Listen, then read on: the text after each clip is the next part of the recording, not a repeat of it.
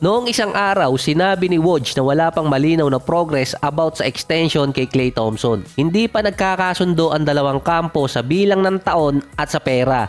May possibility na pumunta sa free agency si Klay Thompson next season kung walang mangyayaring deal.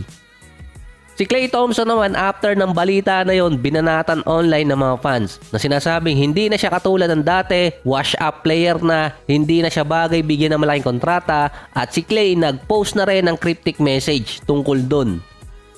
So sakyan ko na lang yung mga rumors. Kasi dati pa sinabi ng mismong GM at team owner na base sa performance ni Klay Thompson ang magiging contract niya. Sinabi rin ni Joe Lacob na masyado pang maaga ang discussion tungkol sa contract extension. Pero kung tutuusin, nung nakaraang taon pa yun. Sinabi din ni Ramona Shelburne sa discussion nila kina Woj na hindi na pang $40 million per year ang kontrata ni Klay. Nasa around $30 to $35 million range na lang siya ngayon. Mataas pa rin yun. Iba rin kasi ang sitwasyon nitong si Draymond kumpara kina Klay at Steph dahil yung dalawa na yon ang nasa max level contract.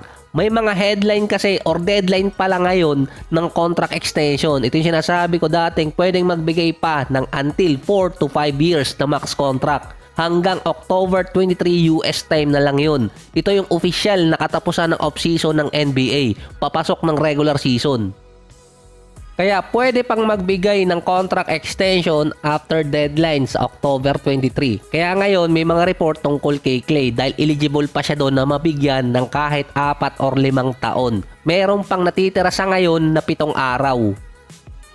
Tulad din ng iba, merong ganong report kay Klay na pwedeng mag-hit ng free agency. Yung extension ng iba mga teams naman, andun din, naghahabol pa yung mga players nila.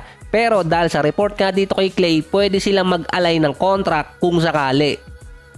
Yung isa pa kasing titingnan dyan, yung magiging season ni Jonathan Kuminga. Magtatama kasi yung kontrata ni na Steph, Draymond, Wiggins, at kung andun pa si Klay plus andun din si Kuminga. Yan din yung nangyari dati kay Draymond at kay Jordan Poole plus yung drama nilang dalawa.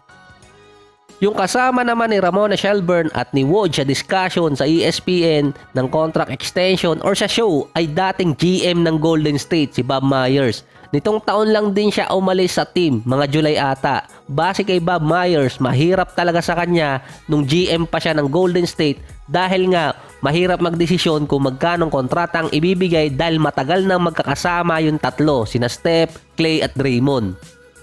Hindi na yun business para sa team. Gusto kasi ni Klay na magstay, gusto rin ng team na magstay siya. Hindi lang ibig sabihin nun mangyayari. Tulad ng sinabi ni Woj, may possibility mapunta sa free agency si Klay. Katulad din nung nangyari kay Draymond, pero napapirma pa rin. Kaya ang pabirong sinabi ni Bob Myers sa show, kaya nga siya umalis ng Golden State dahil sa sitwasyon na yon.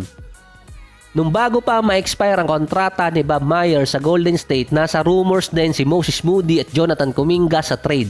Ang tanong doon, paano i-handle yon ni Mike Dunleavy Jr. ang bagong GM ng Golden State? Dahil ang pinagkaiba nilang dalawa ni Bob Myers, kaya kasi ni Myers na mapataas yung value ng business dahil isa siya sa mga nag-handle nun.